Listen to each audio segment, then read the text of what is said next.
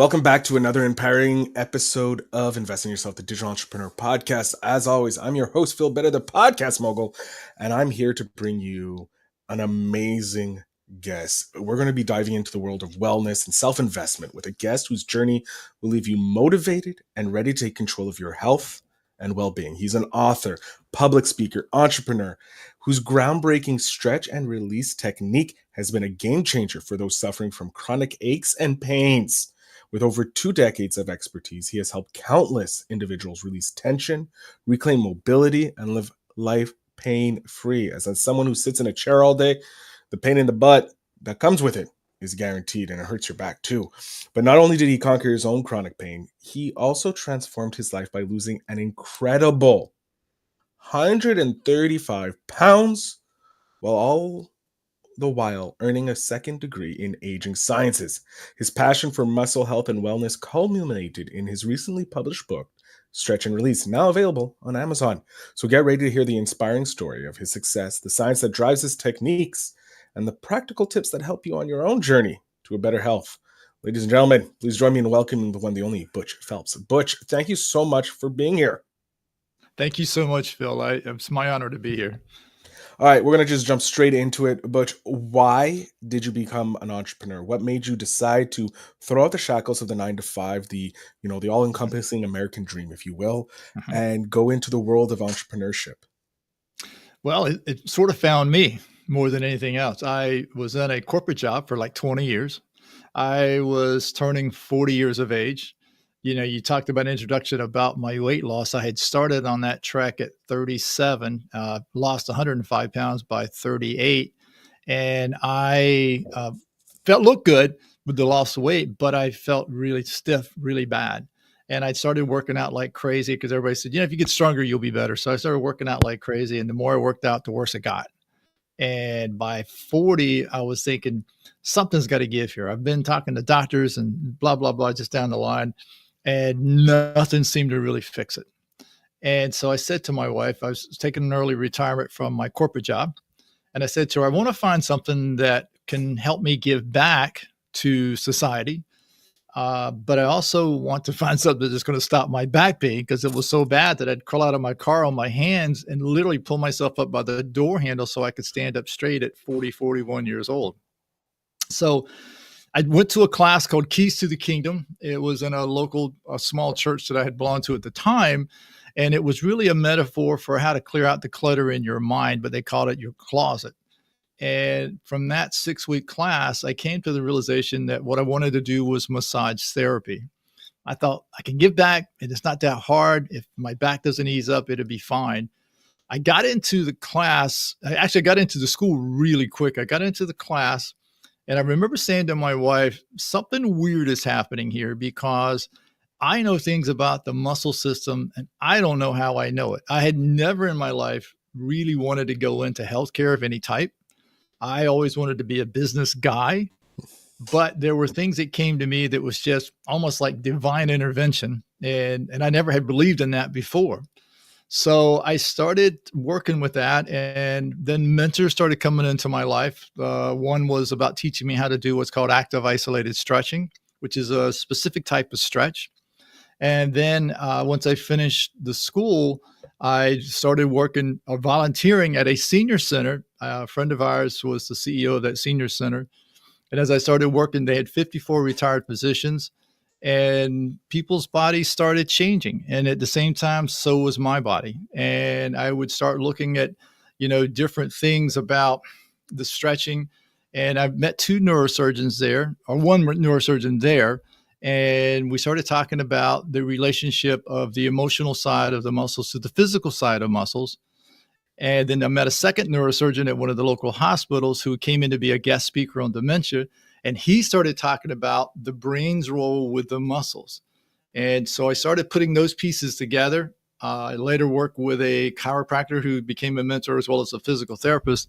And I started putting the pieces together. Still not really thinking about some major business here. I'm really trying to figure out how to stop my back pain. Okay. And I did. And so one day I was at the senior center and 2 of the doctors came in. They were like retired, but there were a bunch of them there. And they sit down. I was having lunch. They sit down beside me, and one of them said to me, "What are you doing in that room in there?" And I said, "Well, what do you mean?" "Well, people are coming out different." I'm like, "Good or bad?" "Good. I mean, I don't know what you're doing, but whatever you're doing, you're changing people, you know?"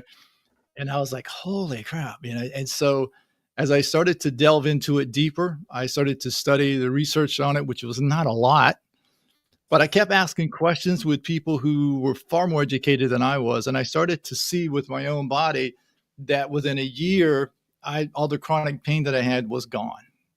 I was able to do the things that I wanted to do. Now, keep in mind, I was 41, 42 years old by this time. And then as I started to teach people, I saw that people were gravitating to it.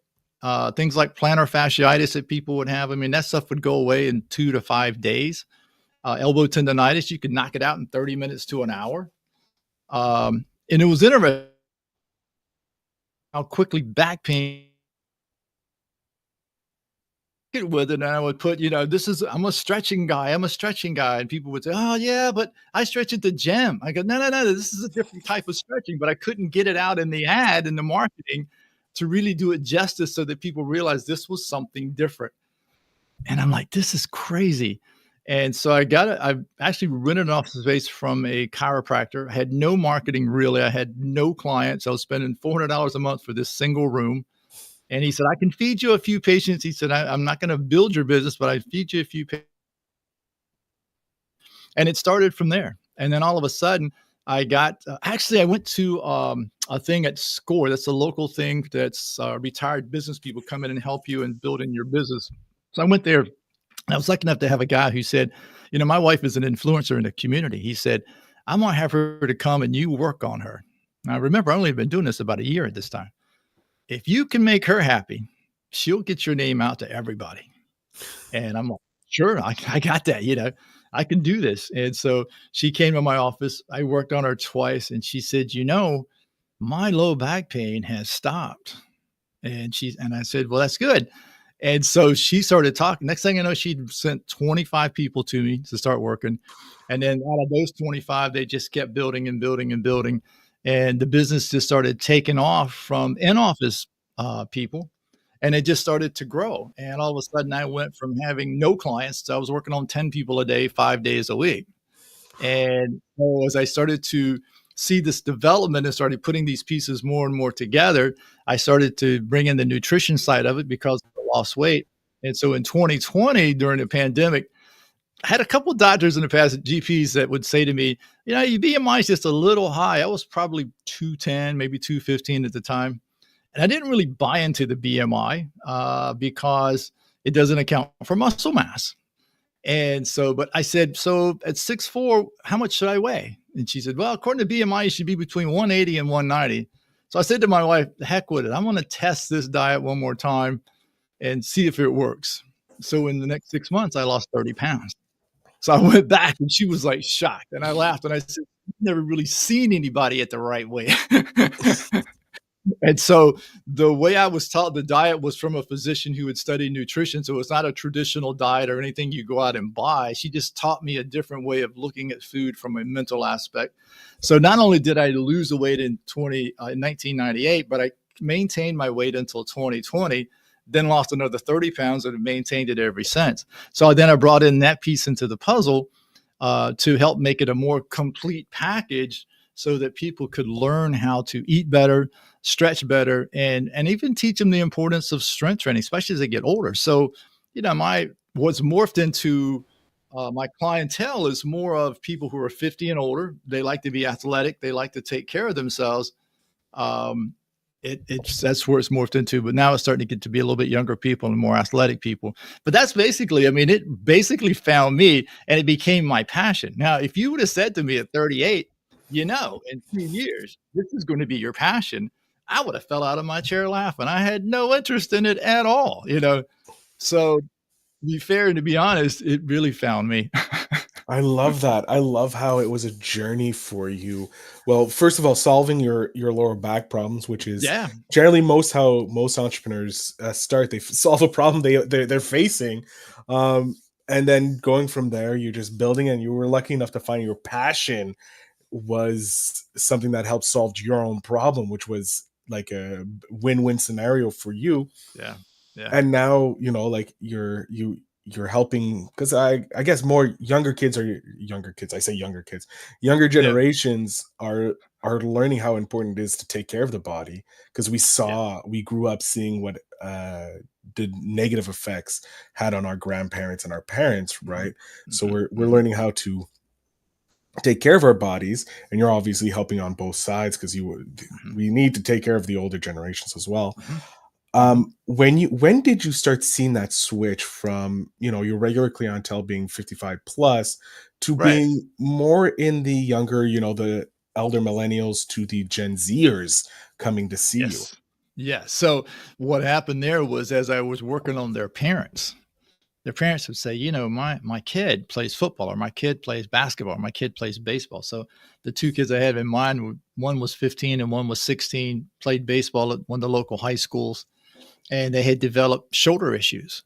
And this one man I'd worked on him, he was probably 48 to 55 years of age. And he said, my son has shoulder issues. You think you could fix that? And I said, maybe. I said, let's see what we got. I said, I tell you what, why don't you shoot a video of him pitching? I want to see the movement of his body because I look at the body as a whole. Mhm. And what I saw in the video was that his calves were not rotating and he was overthrowing with his arm. And so when the kid came in, I started to work on his calves and lower leg. And instead said, wait, it's his shoulder that's hurting. And I said, I know. And I explained to him what I saw. The kid had not pitched in a game in a year. He was 15. And I got him back to pitching that year and he pitched the whole season. And so his coach, one of his coaches lives in my neighborhood, and he came down and he goes, what did you do he said the kid's name. So what did you do with this kid? And I explained to what was happening. He goes, really? He said, man, we've had him in all kinds of PTs and so forth, and everybody's working on his shoulder. Like, it's not his shoulder.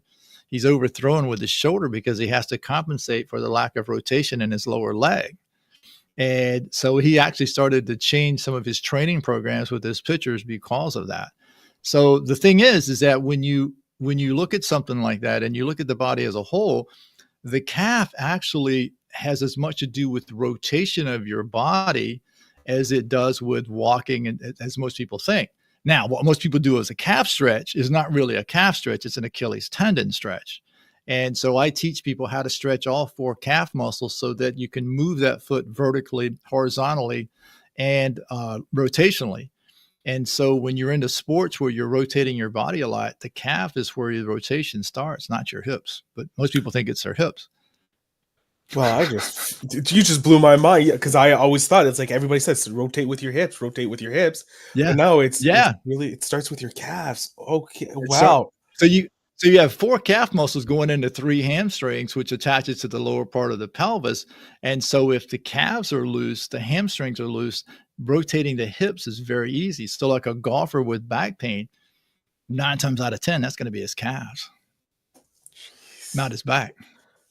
Well, I'm definitely going to be sharing this episode with everybody who's a golfer, with Exactly. lower back pain.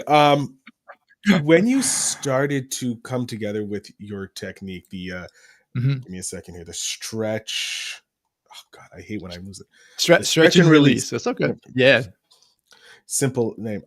When you came up with the stretch and release Yeah. technique and how it worked for you, what also inspired you to share it with other people, like bring it out instead of just keep it kind of like, Yeah. safely secured in your business, so that you can just keep that Yeah. there and get that money coming out? Yeah. I mean, the thing for me was, I was so ecstatic that it helped me so easily because when I started really studying the muscles, and again, it was more selfish on the beginning because it was for me. I started studying the muscles. I started studying how the muscles work, and I realized there was an emotional component to it. So most people, when they're stretching, they hold a stretch for as long as they can, pull as hard as they can, sometimes up to a minute. And the whole thought process is on the physical side of the muscle system. What happens is when you pull too hard and you create too much pain, the brain then senses the pain and tries to stop it. So it contracts the muscles to prevent it from happening. And so what people are actually doing is strength training, not really stretching. So that's the dynamic stretch, or not dynamic, but static stretching. That's more strength training. And for most people, from the way they do it, And so when I saw that and I thought, my gosh, I'm watching people at the gym and I'm like, this guy's never going to stretch out his leg. He's never going to stretch out his chest, you know? And I just wanted to tell him, I just wanted to walk over and say to him, let me show you a better way, you know? But of course you couldn't because he wasn't paying me for anything.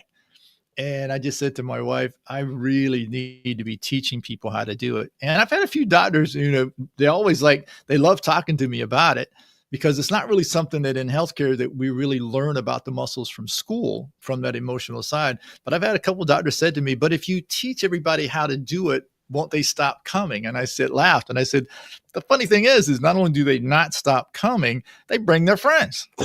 And I mean, I had a school teacher who, you know, he wasn't making a ton of money or whatever, but he had some serious issues with his back. And I said, I tell you what, as a school teacher, I will stretch you every week if you want to come early morning on Thursday for free. And I said, if you'll send me some referrals, if it works, you got a deal. So every Thursday morning at 7 a.m., I would meet him and I would stretch him for an hour and show him what to do. And he would do it during the week. This guy sent me more than 60 referrals. And all those people paid me to take care of them. Yeah. There you go. So yeah, my whole thing is that, you know, and I said to one doctor, I said, so you're under the influence that if I keep giving this away, at some point I'll wake up and not a person in Sarasota will have pain. And he looked at me really funny and I go, that's never going to happen. No. Never going to happen. Okay. You got a golfing community down in Sarasota. That's absolutely.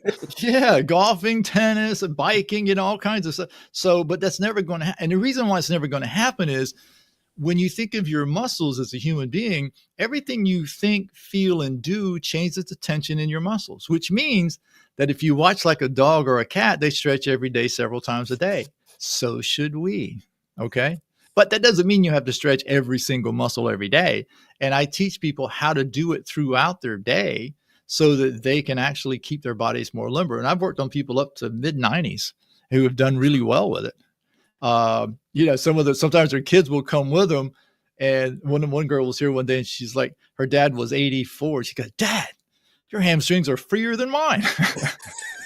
And it's like, but the thing is it's just learning that there's a mental process to that. And I think as an entrepreneur, for me, it was like, how could I not share this with people? Yes, I'm making a profit, but my gosh, if I can turn somebody's life around, is it worth that little bit of money that you spend to change your life so that you can live your life? And that's my driver as an entrepreneur with what I do.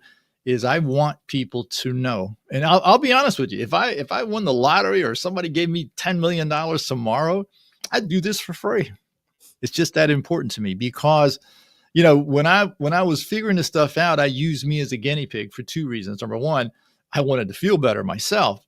But number two, I wanted to be able to say to somebody, Phil, when I'm moving your leg and we're doing this hamstring stretch, you should feel it here. Or you said, you know, every time I do the hamstring stretch, I feel it over here. I can say to you, this is what you're doing wrong. Let me help you fix that. But it's it's like every day in my life, I leave my office with the word wow on my lips because I see amazing things with people who've had artificial joints.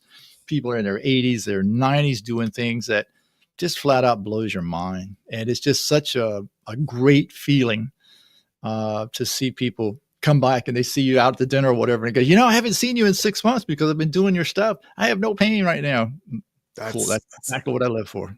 Oh, that I can only see the smile on your face light up when you hear someone like, because you have one of those smiles that just lights up a room. It's just because it's pure, because you can tell that you're doing what you love. Yes. There's a few people you see when they smile, you can say this person is genuinely happy because nearly everything in their life is aligned perfectly. And I kind of want to help that with some of the entrepreneurs out there listening, because I'm pretty sure some of them have some back pain or some leg pains or a pain in their body. If you could give us maybe a simple technique or something that could help us just relieve some of that tension, would you be able to just do that for us? Sure, I can do that. Yes. So it's like when you think about, like you were saying earlier, you're sitting in front of a computer, you're working all day. You're going to have pain at the back of your neck, pain down between your shoulder blades. Maybe when you stand up, the low back feels stiff and you're trying to move around.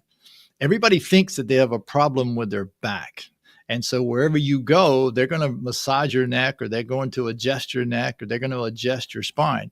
So the thing to keep in mind with the spine is that where the majority of the compression comes on your disc and the lower spine is going to come from the positioning of the pelvis. The majority of the compression on the upper spine and the neck and between the shoulder blades is going to come from the positioning of the head. So your head weighs about 10 to 12 pounds. Every inch your head moves out in front of your chest, the amount of pressure on the backside equals about 10 pounds per inch. So what happens is that the muscles on the front of your neck, you'll see the big muscles when somebody turns on each side of their neck here. Those muscles will start to tighten with tension. And then when you start to lift your head up because you've been looking downward so long, the muscles on the backside are overworking, trying to get the ones on the front side to release.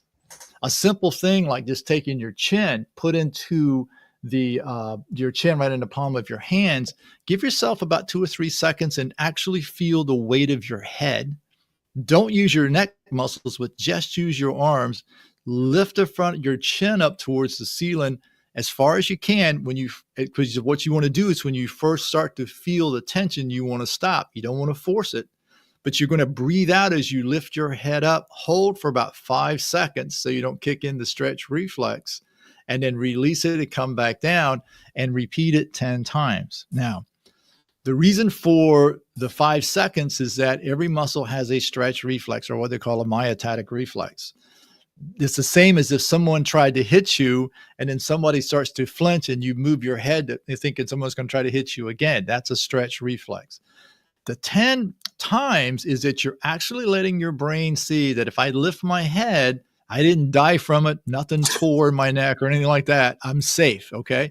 Because as long as the brain doesn't feel safe in something, it will contract muscles on you. Now, the other side of that, sitting in front of a computer or being on your phone all day, is the outside chest muscles, usually right from the armpit sort of down into the chest, will get tight on you. That will cause the shoulders around and also force the head to lean forward slightly. But the pain will show up between your shoulder blades. And you can get on a foam roller and don't roll on it. I mean, that's a massive mistake that people make, is rolling on it, because again, we're working with the brain.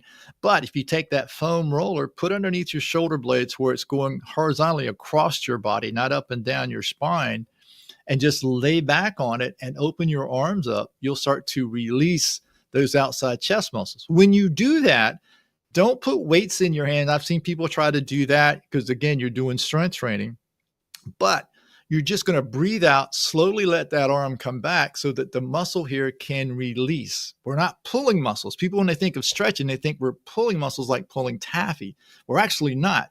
The muscles won't get any longer. And I know everybody talks about that, because if the muscles could get longer, your chest muscle at some point would fit a guy that was 7 feet tall, which makes no sense, right?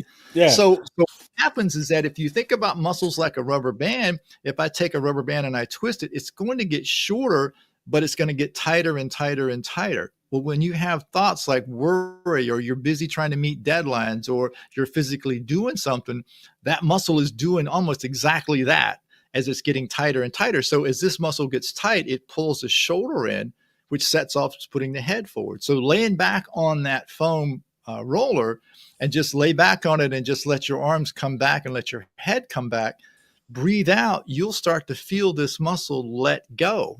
But don't stay there, because after you get past that 5 or 6 seconds, the brain will start to contract thinking something's wrong.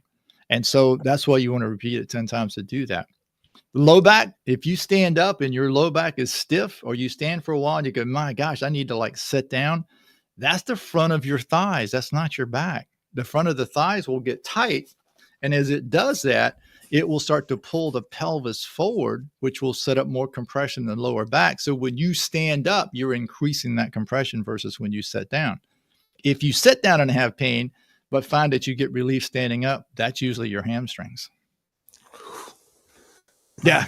Both like the suggestion about doing the head. I did once, and I was like, oh my God, that was great. And then I can't wait to try the foam, because I know I have I always try and keep my chest out, but I know I'm on the computer all the time and I'm hunched up because I'm interested in wanting to get closer to my guests. Yeah. Because they're so interesting. Oh, Yes. I'm looking forward to the foam roller, just to get that to feel the Absolutely. um Absolutely. I do that at least 3 to 4 times a week, and it's just amazing. I can It's like I'm gonna be 65 in March. I wake up with no pain every day. I'm 39 and I wake up with pain. So I'm a little jealous of you, Butch.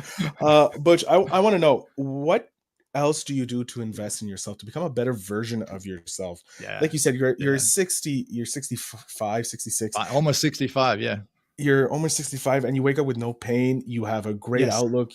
Like you're stunning, if you will, Yeah. just visually, with your smile and your happiness. What do you do to be the best version of yourself? I set time aside for me, and I know everybody will probably think, "Oh my gosh, but I don't have time. I have all these things I have to do." I intentionally schedule a 2-hour lunch break. I do that because A, I want to spend a little bit of time eating so I don't have to shove it down my face in a hurry. I'm very conscious of what I eat, where I eat more vegetables, but also increase my protein. And then the second hour of my 2-hour lunch break, I literally walk about 2 to 3 miles a day. Now, luckily down here in Florida, I can do it outside and I don't freeze to death, but I do that every day. Monday, Wednesday, and Friday, I'm in the gym by 5 a.m. for an hour, working out, using my legs and my chest where I need the machines to help me work with that. And then on Tuesdays and Thursdays, I will take about a 30-minute break and I will do a shoulder arm workout with dumbbells. I always go to bed at 9:30 at night. I make sure I sleep. I go to bed at 9:30 and I want to sleep for 6.5 to 7 hours. So that means I can get up at 4:30 or 5 to start my day. I always do that. I meditate usually for about 20 minutes each morning. That's why I like to get up early too, to give me some time. And then I'm ready to get to my office by 9 and start working on people from there. For me, it's like not just for me, but it's for my clients as well. I want that first person to get the best version of me as well as the last person of the day. I'm always learning. I'm always interested in reading. In fact, in my car, I rarely listen to music. I'm listening to podcasts typically about how the brain works in all different aspects of our lives so that I can start to better understand why people have the pain that they have based on their lifestyle. I mean, are they a person who, has 10,000 appointments a day that they have to hit? Are they trying to take care of 3 children, a husband, and running a business on their own? Are they just a person who worries all the time or stressing and with anxiety all the time? And when you understand that about people, you start to understand why their muscles lock up and they have the pain that they have. So I'm always using me as a guinea pig. How can I make this better for not only me, but for other people as well? So I invest a lot in me. I mean, I went back to school at 55 years old to get another degree in aging sciences, because I love learning, but I'm learning all the time, all the time. When I was going back and forth to school, I drove from Sarasota to Tampa, which is about an hour drive. And so I did that for 3 years. And in that period of time, I read 100 or listened to 152 books during that period of time. I know people are having a hard time getting through one book a year. You hear you're Yeah. just dominating so Yeah. many books. Speaking of books, because I'm also a Yes. voracious reader. What is your book that you seem to be going back to on a more regular basis? That you seem like in your life, this one is probably one you needly read every 2 to 3 years, or Yeah. nearly every Yeah. yearly. I've got a book that by Robert Lustig. Actually, one of my clients gave it to me. A lot of times my clients will bring me books and they'll say, here, read this and tell me about it, because they don't want to have to read it. It's called Metabolical. It's about food. It's about how food affects not only your body, but your brain through inflammation. I'm always looking to find ways to eat cleaner, eat healthier. What I find is that as I do that, I go to bed at night at 9:30. Within a minute, I'm asleep. And next thing I know, it's 4:30 or 5, time to wake up, and my feet hit the floor and I'm rested. But my food has a lot to do with that. So that's one of the books that I like. And then there was one by Daniel Amen about the mind. And he talks about the importance of food, but also the importance of how to take control of your mind versus letting your mind take control of you. And what I find for most people in the muscle world is that when they don't have control of their mind, they have a tough time with aches and pains, which affects their production in the businesses that they're running. I've got guys who are attorneys, doctors, financial people. They have different types of businesses in the area, and by keeping them where they can physically and mentally be sharp, it allows them to really increase their production at work because they can get so much more done. My wife always laughs. She says, you get more done before 10 than most people do in 2 days. And I'm a list person, you see, and it's like when somebody gives me a list, it's like my focus is let's get this list done. Let's do it now. Yeah, I love the list thing. I have always a to-do Yeah. list, and the Yep. first thing on my to-do list is always mark this off. So I always have Yes. at Yeah. least one thing done on my list so I can feel going to the next one. It's a little trick I learned. Exactly. Um, we're coming up to the end of the episode, which I hate, Butch, because I'm having a great time. Your energy is infectious. However, I want to go back to when you were 10 years old. I have 10-year-old Yes. Butch right beside me. He's amazing. He's Mhm. just as joyful as you are today, which is astounding that you kept that joy throughout your whole life. But I would love to know, what advice would you love to pass back to 10-year-old you? What is that advice Yeah. that you wish you had when you were 10? I wish, and I learned this in my 30s. I went through some tough times in my 20s and 30s, and I learned this in my 30s. I wish somebody would have said to me when I was 10 years old, "You got all this talent," and I was a good athlete. I was always naturally strong. I was always, loved school, I loved reading, and so forth. I wish somebody would have said to me, "Get off your butt, make every day count, and focus on learning something every day, and drive yourself to be excellent." Um, if I'd have done that, if I'd have had that to me when I was 10 years old, who knows where I would have wound up at that point. Thus, for me, school was easy. I mean, I took, calculus and trigonometry and chemistry and physics and all, and it was still easy. Sports came easy because I was much larger than my friends. So that became easy for me. I think it was too easy. And I think that I didn't have the drive at the time to really excel at that point in my life. I wish somebody would have awakened me at that time to help me with that. I love that. That's some great advice. It's great advice for a 10-year-old to a 30-year-old to a 90-year-old. Get off your butt and keep going. Yeah, I'm going to jump off stage here, Butch. I want you to let my audience know where they can find you, where they can connect with you, all that fun stuff. The floor, sir, yeah. is yours. Thank you, sir. So number one, I have 150 videos, and it's growing every week by one video. It's at YouTube channel. It's at the Muscle Repair Shop. What I do there is I dive into specific ailments that people typically have. Talk about mindset, but when I'm talking about ailments, I'll talk about what causes it. I'll talk about why most traditional treatments fall short, and then how you can actually fix it. And you'll have instructions in the video how to help yourself with that. Secondly, I have a newsletter. You can sign up for it on my website at musclerepairshop.com. Every Tuesday, the newsletter comes out. It has a specific ailment. And again, I go into what causes it, what do traditional treatments fail, and how can you help yourself. And after discussing how to help yourself, there's at least 3 videos on each newsletter that will be specific to what I was talking about to help you through that.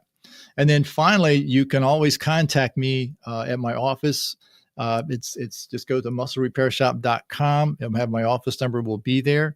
If you don't live in the area, that's fine. I've worked with people online as well and help people. And if nothing else, we can just have a chat about what's going on, and you can get a better understanding of how to help yourself so that you can proceed from there, or we can work together. I've done it with people from around the country, and helping people get it done. And always remember, when you want to tackle something like this, you want to make the time for it. I'm not talking about a lot of time. I usually stretch about 15 to 20 minutes every morning and every evening. And I'll teach you how to do that, how to get that right mindset. But if you can do that, what you'll do is you'll change your life, not only on a physical side, but on an emotional, mental side as well. And that's the best way to reach me, to go from there.